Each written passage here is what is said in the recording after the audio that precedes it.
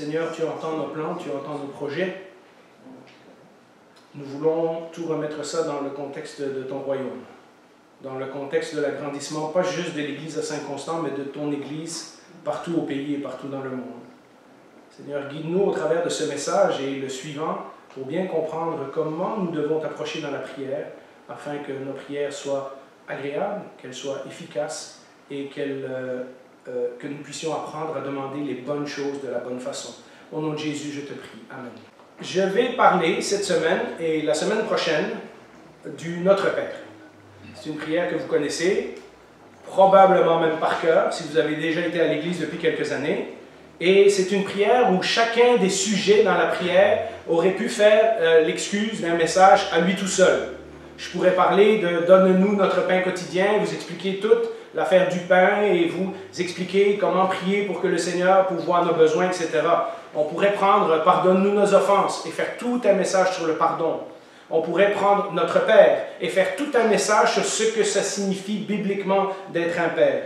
On pourrait prendre le verset sur la tentation, « Ne nous induis pas en tentation » et faire tout un message sur la tentation. Ça ne serait pas mauvais de le faire, ça nous prendrait 7 ou 8 dimanches, et ce n'est pas mon but ici. Mais j'aimerais aujourd'hui vous montrer que la prière que Jésus a été faite dans un contexte et dans des circonstances particulières, et qu'elle nous livre un message particulier de Jésus à propos du royaume de Dieu, comme toute la vie de Jésus que nous avons fait depuis environ 1 an, nous avançons dans la vie de Jésus. Nous allons voir que cette prière de Jésus cadre tout à fait avec le message que Jésus est en train d'annoncer. Alors je vous invite à regarder au tableau et on va lire Matthieu chapitre 6. Il y a 2 versions. Celle de Matthieu est un petit peu plus complète, donc je vais utiliser celle-là pour faire le message de cette semaine et dans 2 semaines. Et si je vois que c'est un besoin, je ferai un 3e message sur la prière pour compléter celui-ci. Ça va? Donc, vous connaissez cette prière. Jésus, à un moment donné, il enseigne ses disciples et il dit « Voici donc comment vous devez prier. Notre Père qui es aux cieux, que ton nom soit sanctifié. Que ton règne vienne, que ta volonté soit faite sur la terre comme au ciel. Donne-nous aujourd'hui notre pain quotidien. Pardonne-nous nos offenses comme nous aussi nous pardonnons à ceux qui nous ont offensés. Ne nous expose pas à la tentation, mais délivre-nous du mal ou du malin. Car c'est à toi qu'appartiennent, dans tous les siècles, le règne, la puissance et la gloire. Amen. Et nous avons vu donc, pour vous remettre le contexte, et pourquoi je dis que c'est une prière du royaume, nous avons vu que Jésus a commencé son ministère en prêchant la venue du royaume de Dieu. Il a dit que le royaume de Dieu s'était approché. Avec sa venue, le royaume de Dieu venait sur la terre. Nous avons vu également, vous vous rappelez, le sermon sur la montagne, ce sont les valeurs du royaume. C'est le sermon dans lequel Jésus nous explique quel genre de personnes vont peupler son royaume. Nous avons également vu il y a quelques semaines que quand Jésus commence à prêcher en paraboles, ce sont des paraboles du royaume. Ce ne sont pas simplement des histoires pour nous donner une bonne petite morale. Ce sont des histoires qui sont reliées avec différents aspects du royaume et de Dieu. Et j'aimerais vous suggérer aujourd'hui de voir la prière de Jésus comme une prière du royaume, une prière concernant le royaume. Et je vais vous expliquer pourquoi j'en suis arrivé à cette conclusion-là. J'aimerais vous parler de la prière du Seigneur et vous faire une petite introduction. Si vous lisez dans Luc, vous verrez que cette prière a été mise un petit peu plus loin que le sermon sur la montagne. Parce que Luc est historien et lorsqu'il commence son évangile, on l'a déjà expliqué, il essaye de mettre les choses dans l'ordre chronologique. Mais Matthieu a fait quelque chose de très intéressant. Matthieu l'a inclus au milieu du sermon sur la montagne. Et d'ailleurs, c'est vraiment fascinant à voir. Dans le sermon sur la montagne, il y a 3 grandes parties. La partie du milieu, il y a 3 grands paragraphes. Le paragraphe du milieu, c'est la prière de Jésus. C'est cette prière-là.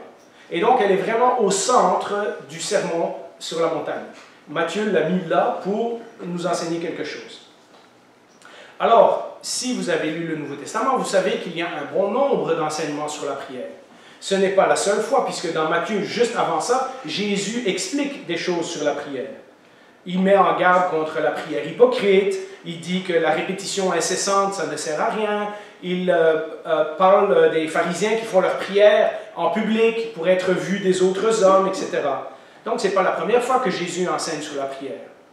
On apprend dans différents textes que Jésus priait avant les repas. Vous vous rappelez toutes ces fois où ça nous dit que Jésus a pris le pain, il a rendu grâce et il l'a rompu. Il a fait ça à la multiplication des pains, il a fait ça à la chambre haute, etc. Jésus a prié pour les enfants, dans Matthieu 19, verset 30. Jésus a prié lorsqu'il a ressuscité Lazare. Dans Jean 17, il y a une longue prière de Jésus, très intime, où il est en train de prier devant ses 12 disciples. Et il est en train de demander à Dieu la protection de ses disciples, mais dans cette prière-là, il prie aussi pour d'autres choses. Il prie également dans le jardin de Gethsémane. Père, que cette coupe s'éloigne de moi, mais non pas ma volonté, mais la tienne. Donc vous voyez que si on prend toutes les prières de Jésus, on voit bien que cette prière-ci n'est pas unique. Ce n'est pas la seule fois que Jésus a prié. Ce n'est pas la seule fois que Jésus a enseigné sur la prière. Et donc, il faut faire attention de ne pas voir dans cette prière un modèle unique. Comme si on prenait cette prière-là et qu'on l'a dit à répétition et que finalement, ça va avoir un certain succès parce qu'on l'a dit tellement souvent. Je pense que ce que Jésus nous donne là, c'est un modèle de comment prier lorsqu'on prie pour le royaume de Dieu. D'ailleurs, on pourrait se demander, les disciples posent même cette question à Jésus. Luc nous le dit. Matthieu ne nous le dit pas, mais Luc nous dit que, en fait, Luc 11.1, Jésus priait un jour dans un certain endroit. On imagine que c'est sur la montagne peut-être. Et quand il eut fini, un de ses disciples lui dit « Seigneur, enseigne-nous à prier », tout comme Jean l'a enseigné à ses disciples. Pourtant, ce sont des Juifs. Ils ont été élevés avec les psaumes. Depuis qu'ils sont tout petits, ils prient à la synagogue. Donc, qu'est-ce qu'ils essayent de dire en disant à Jésus « Enseigne-nous à prier ». Qu'est-ce qu'il y a de particulier dans leur question? Ce n'est pas « Apprends-nous à faire des belles prières comme toi tu fais », mais c'est plutôt dans le contexte de ce que Jésus est en train de faire, le message du royaume, les paraboles du royaume, etc. Apprends-nous à prier pour le royaume. Apprends-nous, parce que si vous vous rappelez, dans Matthieu, tout le sermon sur la montagne, chapitres 5, 6 et 7, eh bien, la prière de Jésus est en plein au milieu du sermon sur la montagne, le sermon sur le royaume. Et donc, ils sont en train de dire à Jésus comment on fait pour prier pour toutes les choses que tu es en train de nous dire, toutes les choses que tu es en train de nous apprendre. Et j'aimerais donc décortiquer 3 points cette semaine et 4 la semaine prochaine, cette prière, et vous montrer comment en réalité elle peut nous aider à améliorer notre vie de prière. Notre Père qui es aux cieux. Vous connaissez cette partie de la phrase, hein? C'est peut-être la partie des fois qu'on passe bien vite, hein, les 3 premiers versets, l'introduction, parce que notre Père qui est aux cieux, c'est devenu comme Seigneur, Seigneur, ou Jésus, ou voilà, on le répète, et puis ça devient routinier, et puis on oublie ce que ça veut dire. Or, il y a un sens très profond que Jésus donne à cette signification-là. Nous avons vu dans les précédents messages, dans la série qu'on est en train de faire, que Jésus a une relation très privilégiée avec son Père. Et donc, si Jésus dit « Notre Père qui est aux cieux », il a une intimité avec Dieu que les disciples ne voyaient pas, par exemple, avec les pharisiens. Dieu, on pourrait dire, oui, dans un certain sens, c'est le Père de l'humanité, puisqu'on est tous des créatures, il nous a tous créés, et parfois vous allez entendre sur Internet ou des amis athées qui vont dire « de toute façon, s'il y a un Dieu qui existe, il est le Père de tous, etc. » C'est vrai, puis c'est pas tout à fait vrai. Une ou 2 fois dans la Bible, je pense dans Acte 17, quand Paul prêche à Athènes, il utilise Dieu de cette façon-là, Dieu comme le Père de tout ce qui est vivant, mais c'est en général très rare. Lorsque la Bible nous parle de Dieu comme Père, elle nous parle d'une relation beaucoup plus personnelle, surtout dans la bouche de Jésus. Parce qu'on a vu que depuis son baptême, Jésus est fortement lié à son Père. Vous vous rappelez cette phrase que Dieu a prononcée après le baptême de Jésus? « Celui-ci est mon Fils bien-aimé. » Hein? Fils avec un majuscule et bien-aimé avec un majuscule. Hein? Oh, et voilà, Dieu est en train de dire, lui là, c'est lui mon Fils. C'est lui, la chose la plus précieuse que j'ai dans ma vie. Écoutez-le, qu'il dira, lorsqu'il répète cette phrase-là au moment de la transfiguration. Écoutez ce qu'il vous dit.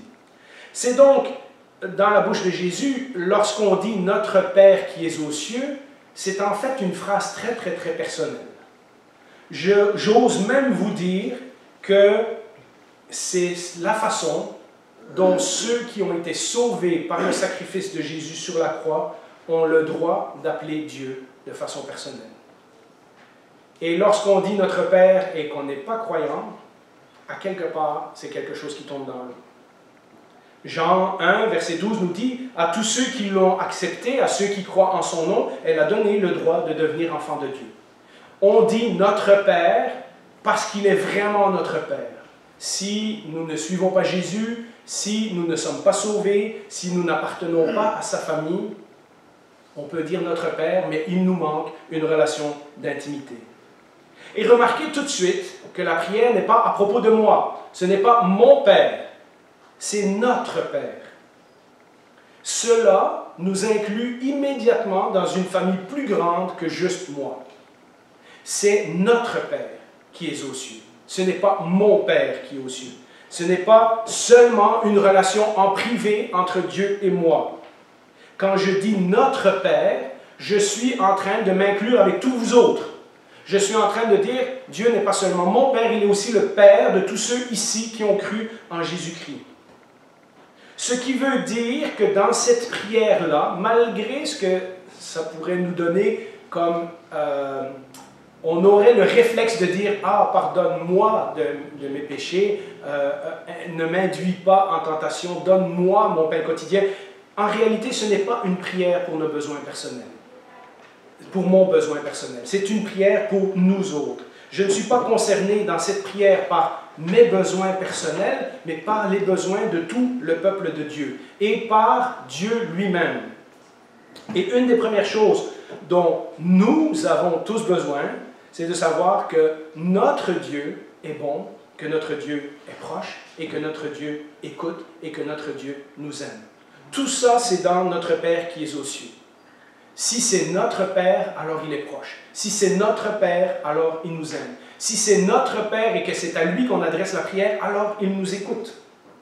En priant notre Père qui est aux cieux, nous affirmons que nous ne venons pas parler à Dieu de mes besoins personnels de façon égoïste, mais de nos besoins dans le cadre de la famille de Dieu, dans le cadre du royaume de Dieu, dans le cadre du peuple de Dieu. Je pense que c'est important de voir la prière de cette façon-là. Jésus nous invite donc à parler au Seigneur de façon intime, mais en nous rappelant que je fais partie d'une famille plus grande. Quand je prie le Seigneur, je dis notre Père. Je ne dis pas mon Père, en tout cas dans cette prière-là. Il n'y a rien qui vous interdit de dire mon Père quand vous priez tout seul dans votre chambre, ce n'est pas ça le point. Mais vous comprenez, quand on dit notre Père qui est aux cieux, on est en train de s'inclure dans quelque chose de plus grand que juste mes besoins personnels. On s'inclut dans la famille de Dieu. Et pour nous, eh bien, cette famille, c'est l'Église de Saint-Constant. C'est les frères et sœurs, et parfois des gens qui sont peut-être pas à notre Église, mais des amis chrétiens, des gens qui font partie de la famille de Dieu qui nous entoure. Mais voilà, ça c'est notre famille.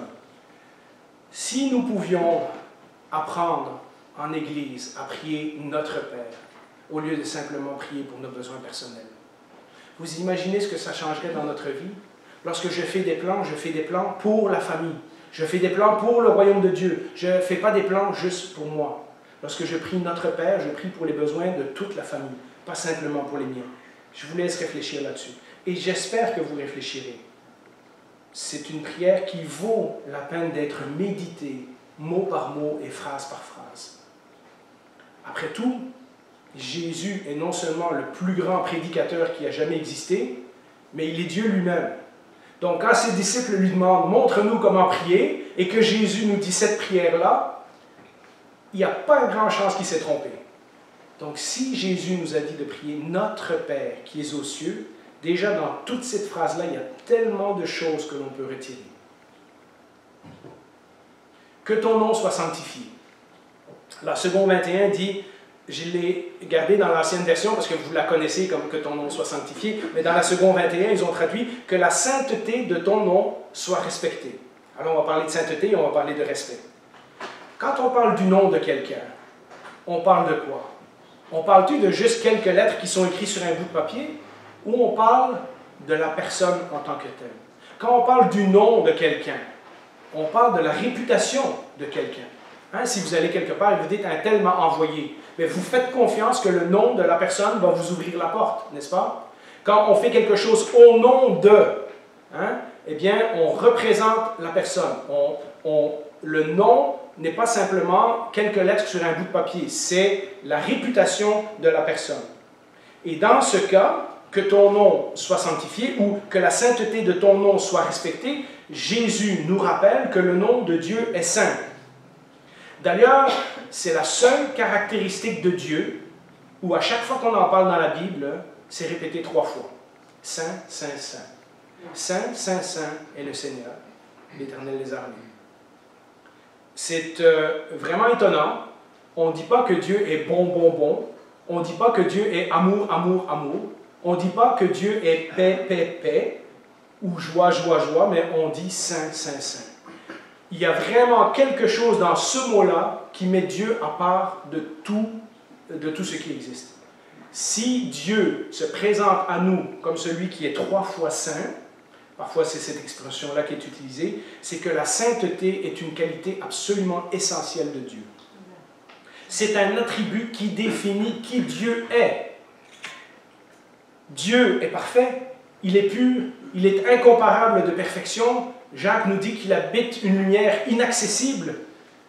Même si nous venons à notre Père, celui qui est proche, celui qui nous entend, celui qui répond à nos prières, Dieu n'est pas notre chum. Dieu n'est pas notre copain.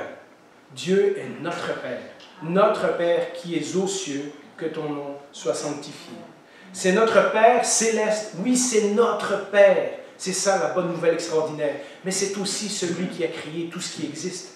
C'est le créateur de tout. C'est celui, lorsque vous lisez Apocalypse, Ézéchiel, Ésaïe, c'est celui qui est servi par une multitude d'anges. C'est celui devant qui les gens mettent leur couronne et se prosternent en le louant pour tout ce qu'il a fait.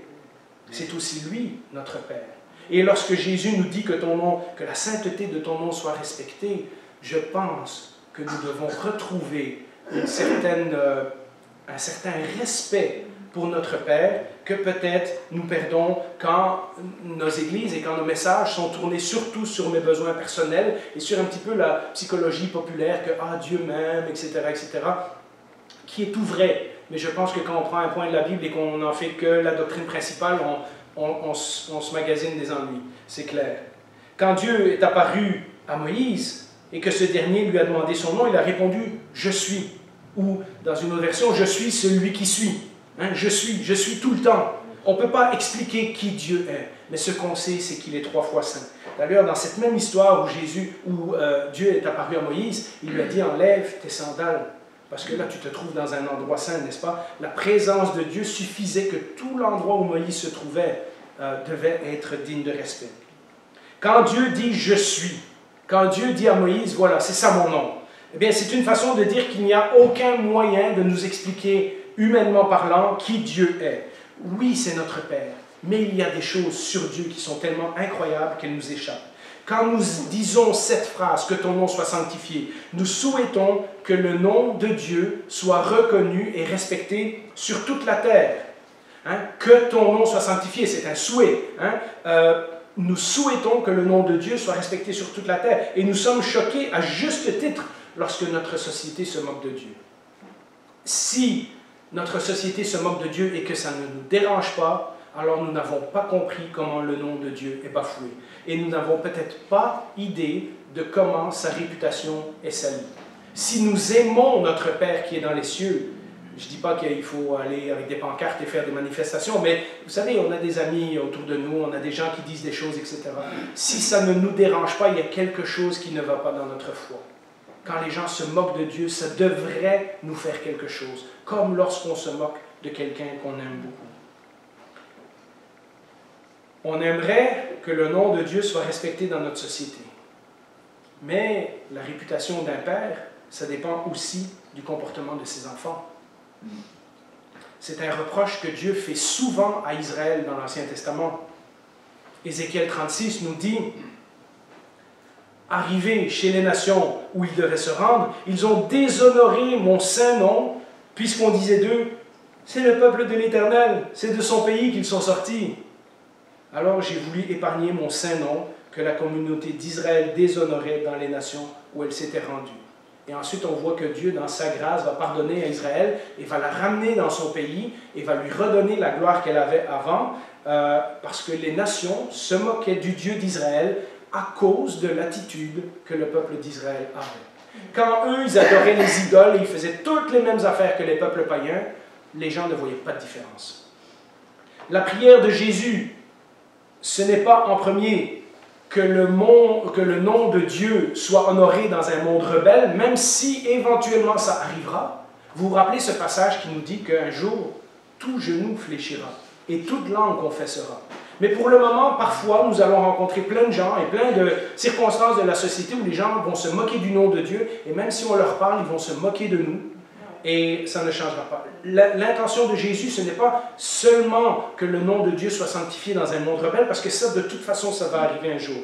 Mais c'est aussi que son nom soit honoré en premier lieu dans son peuple, dans son Église, dans la vie de chaque chrétien individuel, mais tous ensemble en tant qu'Église. Dieu ne participe ni au mal, ni au péché. Ses enfants, dont je fais partie, dont nous faisons partie, devraient agir de la même façon. Mais nous ne parlons pas simplement du nom de Dieu en tant que réputation, nous parlons aussi au nom de Dieu, c'est-à-dire en tant que représentants. Nous sommes ses représentants aux yeux du monde. Vous les connaissez, ces textes qui disent que Dieu nous a choisis pour être des messagers, des ambassadeurs. Par notre conduite, nous représentons Dieu et son royaume. Ce n'est pas suffisant de faire comme les Juifs de l'Ancien Testament, qui évitaient de prononcer le nom de Dieu. Eux, ils avaient compris tu ne prendras pas le nom de ton Dieu en vain, ou que ton nom soit sanctifié. Pour eux, ça voulait dire on ne prononcera pas le nom de Dieu, on ne le dira jamais. Comme ça, il n'y a aucune chance qu'on puisse le dire au mauvais moment ou de la mauvaise façon. Et vous savez qu'il remplaçait Yahweh, qui était le « je suis », par « Seigneur », parce que Seigneur, c'était un nom courant, on pouvait appeler tout le monde Seigneur. Et donc, beaucoup dans l'Ancien Testament, on voit que les Juifs ont remplacé par Adonai.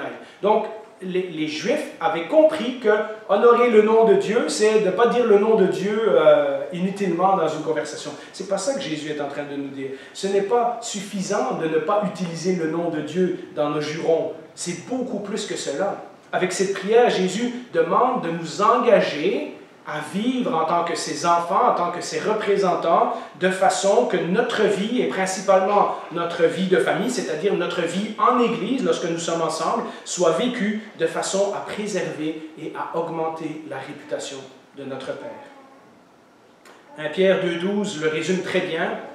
À des chrétiens qui étaient persécutés et qui auraient eu toutes les raisons du monde de vouloir se revenger, Pierre dit « Ayez une bonne conduite au milieu des non-croyants, ou que c'est difficile des fois, afin que là même où ils vous calomnient, c'est-à-dire ils se moquent de vous, comme si vous faisiez le mal, ils remarquent votre belle manière d'agir et rendre gloire à qui? Pas à nous, à Dieu, le jour où il interviendra. » Combien d'entre nous connaissent des personnes qui ont été vraiment rebelles à Dieu, qui se moquaient de Dieu, mais par notre témoignage ou par le témoignage d'autres chrétiens, ils ont finalement fini par céder à Dieu et dire « Waouh, si ces gens-là n'avaient pas agi comme des dignes représentants de leur Père céleste, je ne serais pas ici aujourd'hui. » Alors oui, on peut et on doit, en tant qu'individu, vouloir ça, que le nom de Dieu soit sanctifié dans ma vie personnelle, dans chacune de nos vies. Mais quel encouragement extraordinaire ça serait si la prochaine fois que nous avons envie de céder à la tentation, et les tentations sont nombreuses, elles peuvent commencer en sortant d'ici. Vous savez, je le dis souvent, et quand je vous entends rire, je sais que j'ai frappé au bon endroit. Il suffit qu'on monte sur l'autoroute et qu'on se fait couper par quelqu'un, et notre langue ou notre tête va penser à des choses qui ne sont pas pures et qui ne sont pas saintes. Quel encouragement extraordinaire cette parole, si on pouvait dire que ton nom soit sanctifié, en se rappelant que son nom est sanctifié dans ma vie également. Qu'à chaque fois que nous avons envie de céder à une tentation quelconque, nous nous disions, pas, c'est entre moi et Dieu, il me pardonnera éventuellement, il sait que je suis fait comme ça, mais que nous disions, attention, je ne suis pas seul dans le choix que je suis en train de faire maintenant. Il en va de la réputation de ma famille et il en va de la réputation de mon Père Céleste. Essayez de vous laisser aller au péché après avoir dit ça, vous aurez du mal à le faire. Voyez-vous, nous évaluons souvent la vitalité de nos églises par la quantité de gens, par le nombre de programmes. Plus une église est grosse, plus une église a des activités, plus nous on voit ça comme « Ah, wow, ça c'est une bonne église ». Je doute fortement que ce soit la quantité de gens ou la quantité de programmes qui communiquent au monde la sainteté de Dieu. Par contre, que se passe-t-il dans une église où on pratique l'amour? Dans une église où on pratique le pardon? Dans une église où on pratique l'accueil? Dans une église où les gens se sacrifient les uns pour les autres? Dans une église où les gens font don de soi pour le bien de toute l'église? Je suis sûr que ça ne laisse personne indifférent. Ça donne une bonne réputation à notre Seigneur. Notre Père qui es aux cieux, que ton nom soit sanctifié. Troisième phrase. Que ton règne vienne, ou que ton royaume vienne. Que ta volonté soit faite sur la terre comme au ciel. C'est pour ça que je vous disais que c'est une prière du royaume. Quand on prie cette prière individuellement, comme moi je l'ai fait pendant des années, j'avais hâte de passer ces trois premières phrases. Notre Père qui es aux cieux, que ton nom soit sanctifié, que ton règne vienne. J'avais hâte d'arriver au pain quotidien. J'avais hâte d'arriver à la tentation. J'avais hâte d'arriver au pardon. Pardonne-nous nos offenses. Parce qu'évidemment, je prenais cette prière pour moi individuellement. Je me disais, bon voilà, c'est comme ça qu'il faut que je prie. Donc, je ne comprends pas ces mots-là. Parce que ça ne veut rien dire. Pour moi, c'était des formules de politesse. C'est, voilà, bon, quand tu commences, il faut dire ces choses-là, mais après, tu vas vite à tes besoins, n'est-ce pas? On la traite un peu comme une formule de politesse. Que ton règne vienne, ça veut dire quoi? Que ta volonté soit faite, ça veut dire quoi? Mais lorsqu'on met cette prière dans le contexte du royaume, tout à coup, ça prend tout un autre sens. La Bible nous enseigne de long et en large que Dieu règne, que Dieu règne dans les cieux, que Dieu domine l'univers, que même Satan ne peut pas prendre d'initiative sans que Dieu lui permette, que malgré les apparences, Dieu est sur son trône, que rien ne lui échappe. Il y a de nombreux psaumes qui nous disent ça, mais le Nouveau Testament nous confirme cela, puisque Jésus est présentement à la droite du Père. Il a dépouillé les dominations, il s'est assis, il est déjà dans le ciel, il est déjà au contrôle de tout. Il règne, puisque c'est son royaume. Lorsque nous parlons du règne, que ton règne vienne, dans d'autres versions, ça dit que ton royaume vienne, parce que le règne et le royaume, c'est la même chose. Pour que quelqu'un règne, ça prend un royaume, n'est-ce pas? Donc, règne et royaume, dans ce cas-ci, c'est la même chose. Nous reconnaissons à ce moment-là que Dieu est puissant, même que Dieu est tout-puissant. Nous savons ces textes qui nous disent que Dieu regarde du haut du ciel et il juge les êtres humains. Que les empires ne durent qu'un certain temps, que l'homme fait des plans, mais que c'est Dieu qui dirige les circonstances. Nous connaissons ces versets-là. Mais voyez, dans la prière de Jésus, le respect et la réputation de Dieu ne sont pas suffisants. Il faut autre chose. Il nous demande de prier pour beaucoup plus que ça. On ne veut pas juste simplement reconnaître que Dieu est notre Père, on ne veut pas juste reconnaître aussi que dans notre vie, nous devrions agir en tant que peuple de Dieu de façon à augmenter la réputation de Dieu. Nous devons aussi prier pour le plan de Dieu. Le plan de Dieu. Que ton règne vienne.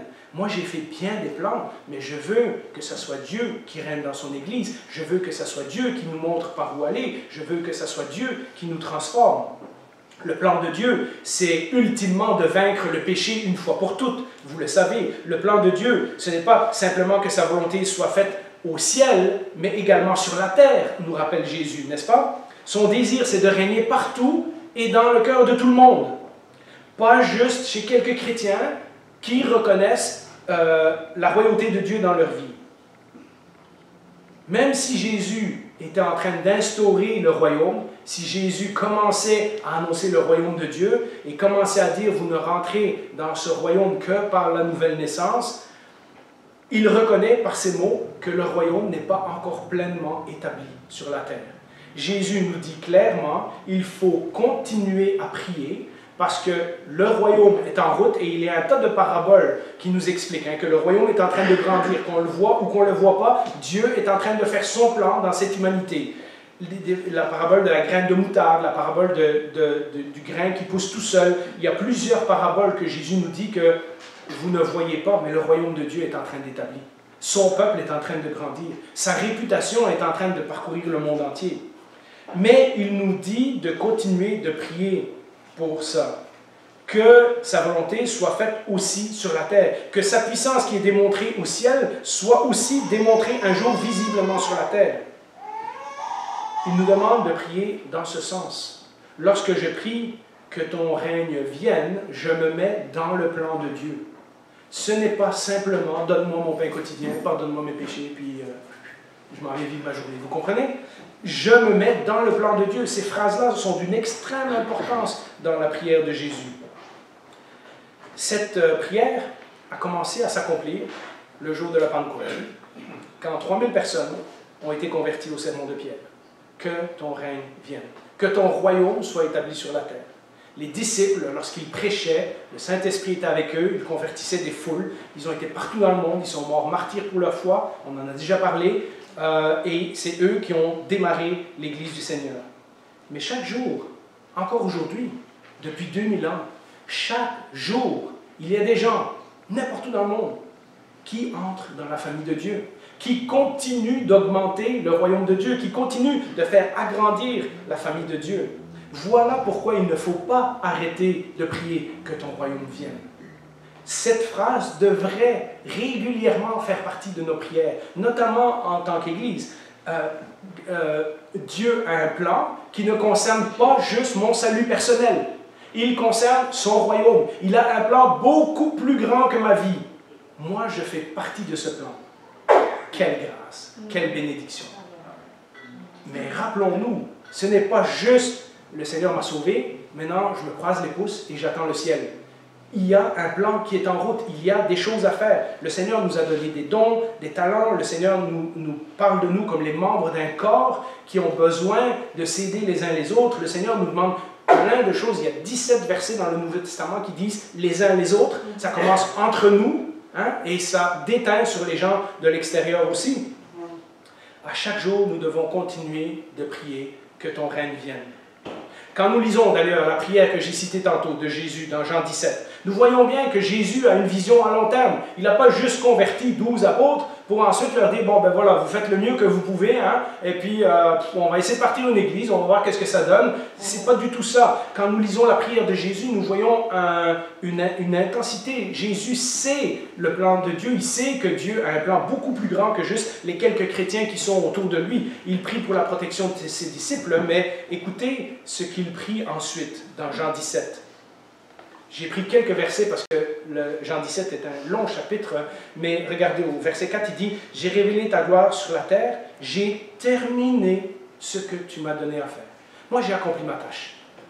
Jésus pouvait en toute honnêteté dire à Dieu « J'ai fait exactement tout ce que tu m'as demandé. » Vous savez, si je me lève encore demain, ça veut dire que Dieu a encore une tâche pour moi demain. Donc, ma tâche n'est pas finie. Moi, je pourrais dire ça, j'ai terminé le jour où je m'éteins et que je m'en vais rejoindre mon Seigneur au ciel. Entre-temps, on a encore du travail à faire. J'ai révélé ta gloire sur la terre. J'ai terminé ce que tu m'avais donné à faire. Et puis plus loin, je ne te demande pas de les retirer du monde, mais de les préserver du mal. Je ne prie pas pour eux seulement, mais encore pour ceux qui croiront en moi à travers leurs paroles, c'est-à-dire nous. Nous, on a cru aux paroles des disciples. Jésus prie pour nous dans cette prière-là, afin que tous soient un, comme toi, Père, tu es en moi, et comme moi je suis en toi, afin qu'eux aussi soient un en nous, pour que le monde croie que tu m'as envoyé. C'est lorsque nous faisons partie de la famille de Dieu, et que chacun nous contribuons à notre façon, et que nous faisons avancer le plan de Dieu, que le monde voit que Jésus-Christ est son Fils, que Dieu l'a envoyé. C'est au travers de notre témoignage que les gens constatent cela. Quand, par exemple, je vous donne quelques exemples de comment faire. Quand nous prions pour la guérison de quelqu'un, ou que nous prions pour qu'un frère ou une sœur trouve un travail, ou pour que nous faisons un programme d'église et nous prions que Dieu bénisse cette activité. Eh bien, nous ne prions pas seulement pour le bien ou le succès de telle ou telle personne ou de tel événement en particulier. Ce n'est pas « Seigneur, bénis-moi parce que j'ai décidé de démarrer une réunion des jeunes ». Ce n'est pas « Seigneur, guéris-moi parce que, voilà, parce que j'ai envie d'être guéri ». On ne prie pas seulement pour ces choses-là en tant qu'individu, mais en tant qu'individu dans le plan de Dieu. Je vous encourage vraiment, lorsque vous priez pour des membres de l'Église, lorsque vous priez pour vos besoins personnels, de ne pas simplement dire « Seigneur, aide-moi dans cette affaire-là », mais aide-moi dans cette affaire-là pour me montrer à quoi ça contribue dans ton plan plus grand. Comment ce sujet de prière que je te dis en ce moment ne me regarde pas juste moi et toi personnellement, mais regarde tout ton peuple. Comment cette chose que je te demande maintenant m'aide à faire progresser ton royaume. Vous voyez la différence? On ne prie pas juste pour les individus, on prie pour les individus qui font partie du plan de Dieu. La guérison peut démontrer la puissance de Dieu. Certains d'entre nous ont été guéris de maladies graves. On a eu des frères et des sœurs qui ont été atteints de maladies et qui ont vécu 25 ans après ça. Mais ils n'ont pas attiré l'attention sur eux. Cela a permis d'attirer l'attention sur Dieu. Et parfois, Dieu ne nous guérira pas. Parce que notre maladie va aussi faire partie de son plan et va aussi attirer l'attention sur lui. Un travail peut démontrer la souveraineté de Dieu. C'est extraordinaire lorsqu'on a besoin de ressources matérielles et que le Seigneur, on prie et on trouve un travail. Ça peut nous servir de témoignage, de dire « Wow, c'est la souveraineté de Dieu, il prend soin de ses enfants. » Vous voyez, ça ne concerne pas moi seulement, ça concerne aussi tout son peuple, toute sa famille. Un succès dans l'évangélisation. Le but, ce n'est pas que la personne qui a organisé l'évangélisation soit glorifiée. Le but, c'est que les anges au ciel se réjouissent. Le succès dans l'évangélisation, ça devrait pointer à la grâce de Dieu. Ça devrait pointer au fait qu'encore aujourd'hui, au Québec, en 2024, dans une société qui est dure et fermée à Dieu comme la nôtre, il y a encore des gens qui sont sauvés. Vous savez, si je prie pour moi, ma guérison, mon travail, mon activité, mes prédications, et que Dieu me répond tout de suite. « Waouh, je voulais faire une bonne prédication, puis aujourd'hui, j'ai fait une bonne prédication. Hein? Oh, je voulais être guéri, puis Dieu m'a guéri. » Et que je garde ça pour moi. Et que j'ai prié de façon que, bon, voilà, j'ai demandé pour moi. Eh bien, j'ai eu ma récompense. Dans le fond, voilà, j'ai prié, Dieu m'a donné la guérison. Puis... Moi, je me rappelle, notre frère Roger, il disait toujours, plusieurs fois il a dit ça, j'étais malade, et j'ai dit au Seigneur, si tu me guéris, je vais te glorifier avec mes frères et sœurs à l'église. Et le dimanche après, il était guéri. Et il venait ici, il disait, je veux qu'on loue ensemble le Seigneur. Ça, c'était extraordinaire. Il n'avait pas prié pour ses propres besoins. Il était capable de voir ses besoins dans le cadre de l'Église, dans le cadre du plan de Dieu.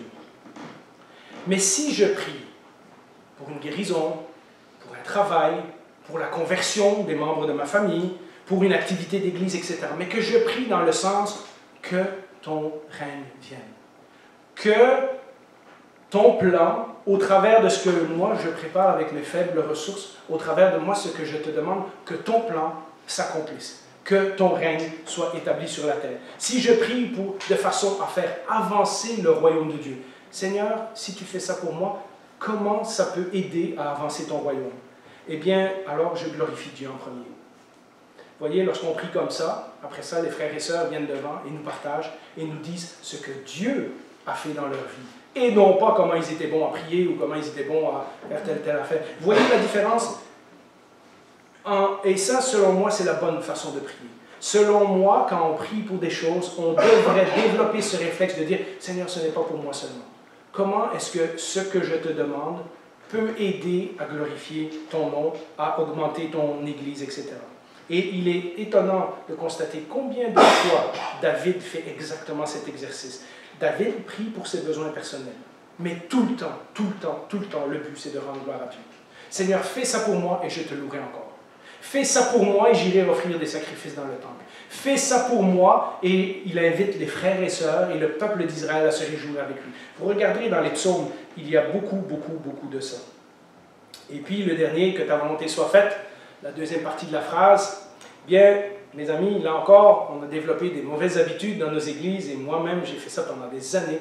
Si nous prions pour quelque chose et que nous ajoutons que ta volonté soit faite, mais que le but, c'est juste de nous prémunir, ben, je vais dire ça au cas où Dieu ne répond pas, hein, comme ça me laisse une porte de sortie.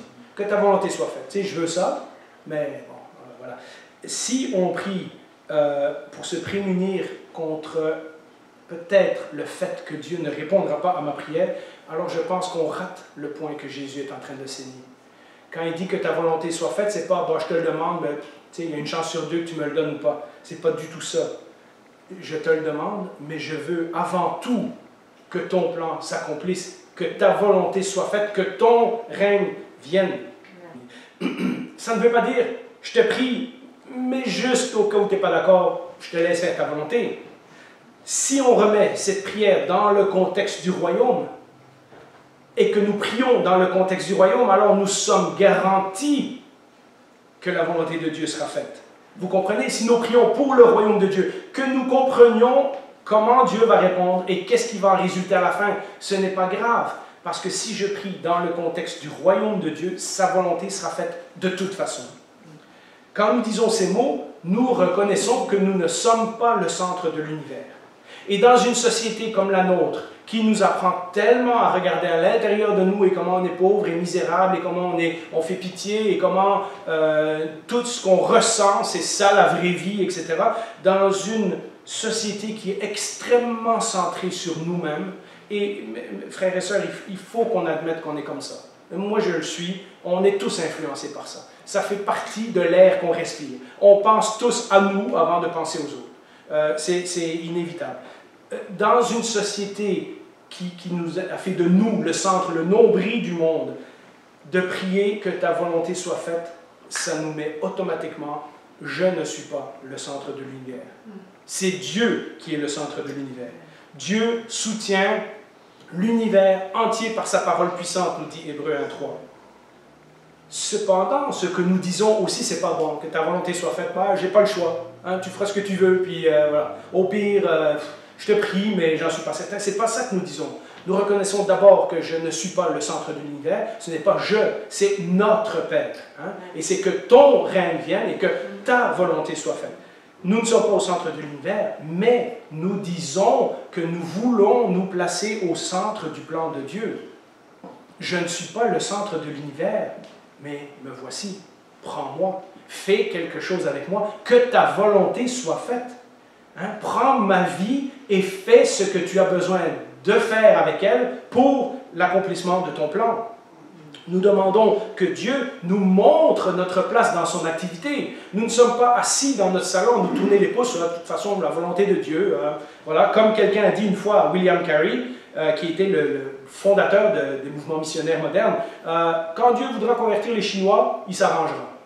Et à cette époque-là, on ne pensait pas que c'était important d'envoyer des gens dans le monde, vers d'autres cultures, vers apprendre d'autres langues, etc., etc. Ils pensaient que voilà, Dieu va faire quelque chose du ciel, et puis tout à coup, des populations vont se convertir comme ça. Et c'est parce que William Carey et d'autres sont allés, Hudson Taylor, Adoniram Judson, sont allés là-bas au prix de leur vie, pendant des années, ont appris la langue, se sont intégrés à la culture, ont pu partager l'Évangile, qu'aujourd'hui nous avons des chrétiens dans le monde entier.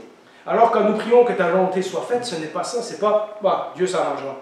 Hein? C'est Seigneur, montre-moi ma place au milieu de ton activité, au milieu de ton plan. Plutôt que de demander que Dieu bénisse mes plans, nous disons, Seigneur, quels sont tes plans?